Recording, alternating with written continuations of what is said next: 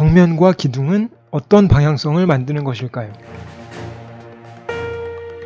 이번에는 하나의 벽과 기둥이 만들어내는 방향성에 대해서 한번 생각을 해보죠. 만약에 기둥이 벽 딱 가운데 부분에 있으면은 사실 이런 경우에는 방향성이 생기지 않죠. 그러니까 좌우 대칭이니까요. 그래서 좌우 대칭인 경우가 고전적인 건축에는 굉장히 많습니다. 그리고 권위주의적인 건축에도 굉장히 많죠. 그래서 이런 경우에는 역동적인 움직임이 생기지 않고요. 정적이고 그리고 움직임이 거의 생기지 않는 종류의 건축이 만들어지게 됩니다. 현대적인 건축이나 근대적인 건축에서는 좌우 대칭보다는 비대칭을 추구를 하는데요. 만약에 기둥의 위치가 이렇게 한쪽으로 치우쳐져 있는 경우가 있다고 하면 이 벽은 어떤 방향성을 가질까 생각을 해볼 수가 있죠. 이거는 굉장히 쉬운 문제라서 사실 누가 봐도 분명히 방향성이 이쪽 부분에서 이쪽 부분으로 벽의 방향성이 생기는구나 하는 걸 알 수가 있습니다.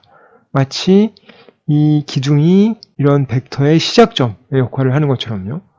그리고 그 이유는 사실 이쪽의 A 부분이 이 반대쪽의 B보다 훨씬 짧기 때문이죠. 그래서 이런 방향성이 생기는 겁니다. 만약에 이 반대의 경우, 이렇게 되어 있는 경우는 A가 훨씬 긴 경우는 당연히 이 벽의 방향성이 이쪽 방향으로 생기게 됩니다. 사실 이런 거는 그러니까 제가 막 생각해낸 거는 아니고, 이런 거는 그 시리아니가 이끄는 우노 그룹의 교육 방식 내에 나와 있는 내용이, 그리고 김현철 교수님도 물론 언급을 하셨던 거고요. 그리고 이렇게 한쪽 방향의 방향성이 생기게 되는 이런 움직임이 만들어지게 됩니다. 이런 실례를 어디서 찾아볼 수 있을까요?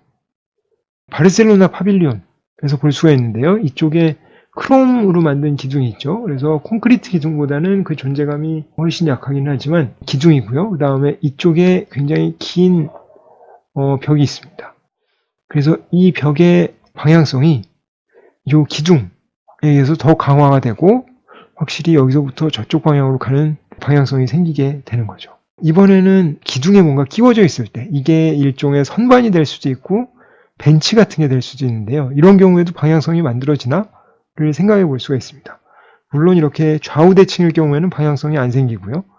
그러면 약간 치우쳐서 끼워져 있을 때, 이건 너무나 쉽죠. 이제 거의 금방 대답을 하실 텐데요. 당연히 방향성이 생기게 되는 거죠. 이쪽 방향으로 이동하라라는 운동감, 그리고 방향성이 만들어지게 되는 거고요.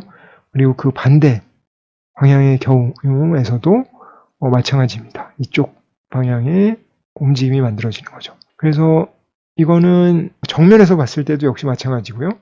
그 다음에 이쪽 뒤에서 봤을 때도 역시 이쪽 방향의 방향성이 생기고, 만약에 사람이 이쪽에서 봤을 때, 이쪽에서 보면은 다가오다가 얘가 나를 살짝 밀쳐내는구나 하는 느낌을 받을 수가 있습니다.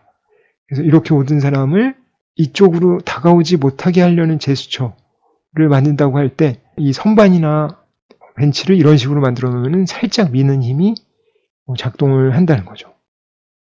네, 지금까지 저희가 공간론 중에 블랑리브르에 특별히 많이 적용되는 기초적인 어휘들을 살펴봤습니다. 그래서 이 어휘들을 들으셨을 때 처음에는 이게 뭔가 하실 거예요. 그리고 이게 정말 말이 되는 건가?